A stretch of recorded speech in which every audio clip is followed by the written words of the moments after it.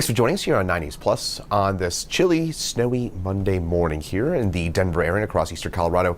I'm 90s meteorologist Chris Bianchi to look at that forecast. And yes, it is chilly, it is snowy out there. We picked up about 6 inches of snow here in downtown Denver at 90s World Headquarters here at Spear and Logan.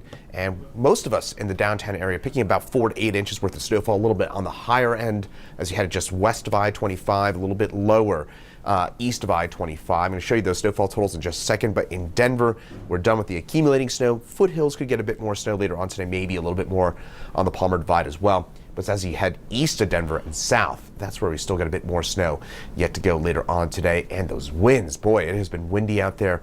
Those winds certainly part of the issue out there on this Monday morning as well. And those winds will relax tonight, but still a few more hours. So those blustery conditions to go. Up at Grand Lake, still seeing some of that light snow falling there in the mountains. Mountains will actually get another round of snow for tomorrow. But for us here in Denver, it's just kind of gray. It is cold. It is kind of fluttering around with a little bit of that light snow here and there for us here in downtown. And that snow will continue as we head over the next couple. That very light snow will continue for today. Windy for today. That's kind of, I think, my main story will be the wind and the cold. Those winds will relax for tonight. It is chilly for today. It warms up a little bit for tomorrow, a bit more earnestly with that warm up for Wednesday and Thursday. Mountain snow on its way for tomorrow as well. So here's a look at some of those snowfall reports before we kind of look ahead at that forecast. I want to look back at what we saw here.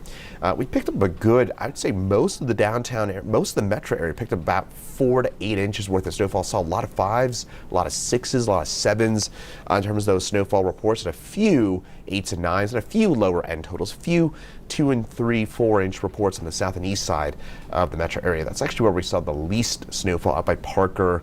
And I'll show you this in map form in just a second, but again, a pretty good storm overall. This was a solid medium-sized storm at the end of the day. The official, and I put that in quotation marks because this is at the airport, which is virtually useless because this has been an upslope-driven season, which means that the airport is missing out on that snowfall.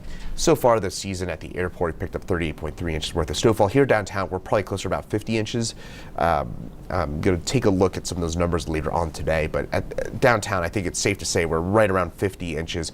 This storm, we picked up about double what the airport did. And of course, last week when we picked up about a foot of snow downtown, the airport only saw a little less than 6 inches. So again, just kind of reemphasize the fact that the airport, very, very unrepresentative of what we've seen in the downtown corridor so far this winter season. So Denver area snowfall totals, very interesting storm in many different respects, but this is very unusual is that Aurora, Parker, kind of 225 on east or south, I should say 225 on east and south, 70 mostly missed out on this storm.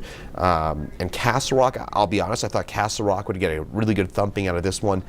Only about 4 or 5 inches in Castle Rock, which is certainly not a nothing storm by any stretch of the imagination, but I thought that there would be some 6-inch plus totals down there for sure. I felt pretty confident about that, but what kind of ended up happening last night was all the snow kind of conglomerated into one big line, and that meant that basically everybody got a fairly equal amount of snowfall, though we did favor the west side of town because that band just kind of sat still over the west side of town before it started moving off to the east. And as a result of that, the west side of town, because that slow-moving band kind of set up over the west side of the city and sat there for a little bit of time. That's why we saw some of those higher totals west of I-25 as opposed to east of I-25. That said, the accumulating stuff's done for us here in town, where we're seeing some of that heavy snowfall right now in southeast Colorado. And also, this is being driven by winds. Folks, Highway 50, Pueblo on east to Lamar, that is basically an impossible drive at this point, I would imagine, because of the heavy snowfall with those strong winds.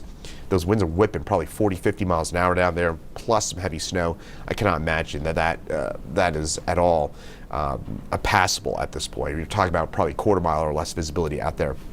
La Junta on east to Lamar. Off to the north. Still, by the way here, folks, and I'm going to get into this in just a second, still talking about some of that snow coming down for us in Fort Morgan and Burlington, but the issue is we've already seen a few inches of snow out on the eastern plains, and that's getting blown around by the wind. So we actually will probably be dealing with blizzard conditions all day and night, even though it may not actively be snowing. And we're going to get more on that here in just a second. Now, interestingly, mountain snowfall will redevelop later today.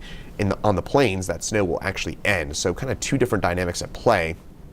And then we're going to get another surge of moisture move its way into the mountains tomorrow, and that'll lead to some more snow out that way. Blizzard warning in place for tonight, and that's for Kit Carson and Yuma counties here.